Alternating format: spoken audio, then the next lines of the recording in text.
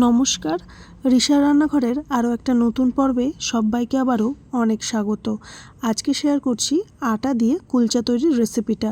খুব সহজ আর হেলদি, তাড়াতাড়ি তৈরিও হয়ে যায়, খেতেও হয় ভীষণই সুস্বাদু। রেসিপিটি আমি আমার মতন করে করেছি। সম্পূর্ণ ভিডিওটি দেখার একটা ছোট্ট অনুরোধ রইল সবার কাছে। তো সবার প্রথমেই আমি এখানে নিয়ে নিচ্ছি 2 টেবিল চামচ টক দই। টক দইটা রুম টেম্পারেচারে আছে। এর মধ্যে অ্যাড করে দিচ্ছি হাফ টিস্পুন লবণ, আর অ্যাড করছি 1 টিস্পুন চিনি, আর এর মধ্যে অ্যাড করে দেবো হাফ টিস্পুন বেকিং পাউডার আর 1/4 টিস্পুন বেকিং সোডা। তারপর অ্যাড করব 2 টেবিল চামচ ঘি। এখানে আপনারা চাইলে ঘিয়ের পরিবর্তে রিফাইন তেল কিংবা বাটারটাকেও ব্যবহার করতে পারেন। তারপর সমস্ত উপকরণকে খুব ভালো করে মিক্স করে নেব। এটাকে ততক্ষণ পর্যন্ত মিক্স করব যতক্ষণ না পর্যন্ত এই মিক্সচারটা এরকম ফেনা ফেনা মতো হয়ে আসছে। তো এই দেখুন, খুব ভালো মতো আমি মিক্স করে নিয়েছি, আর মিক্সচারটা ঠিক এই রকম হবে। তারপর এর মধ্যে অ্যাড করে দেবো 1 কাপ গমের আটা।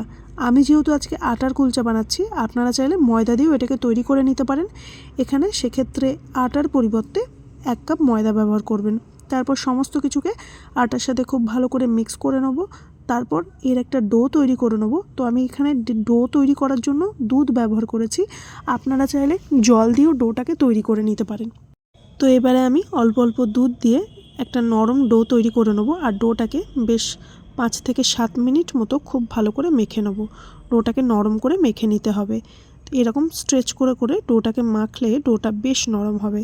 তো এই দেখুন, ডোটা রেডি হয়ে গেছে। ডোটাকে এবারে আমি একটুখানি তেল দিয়ে গ্রিস করে নেব। তারপরে এই ডোটাকে আমি রেস্টে রেখে দেবো আধ ঘন্টা থেকে 45 মিনিট মতো। হাতে একটু বেশি সময় থাকলে 1 ঘন্টাও রেস্টে দিতে পারেন এই ডোটাকে, তাহলে এই কুলচাগুলো আরও বেশি সফট খেতে হয়। তো আমি এরভাবে ঢাকা দিয়ে রেখে দিচ্ছি। তারপর আমি 45 মিনিট পর ফিরে আসছি। ডোটাকে একবার খুব ভালো করে 1 থেকে 2 মিনিট মতো মেখে নেব, তাহলে ডোটা বেশ নরম থাকবে। এবারে ডো থেকে আমি লেচি কেটে নিচ্ছি। ডো থেকে বেশ খানিকটা ময়দা নিয়ে এভাবে আমি গোল করে শেপ দিয়ে নেব।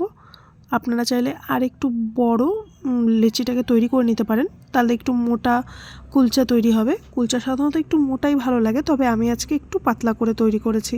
তো এইভাবে আমি শুকনো আটা লাগিয়ে এটাকে আমি রুটির মতো বেলে নেব। খুব বেশি পাতলা করব না, আবার খুব বেশি মোটাও করছি না। তারপরে এই দেখুন, একদম রুটির মতো বেলে নিয়েছি। এবারে আমি এর উপরে দিয়ে দেবো বেশ কিছুটা পরিমাণ কালো জিরে, আর অ্যাড করে দেবো বেশ কিছুটা পরিমাণ কোচানো ধনেপাতা। কালো জিরে ধনেপাতা দুটোই অপশনাল, আপনারা চাইলে স্কিপ করতে পারেন বা এর পরিবর্তে রসুন কুচিও অ্যাড করতে পারেন।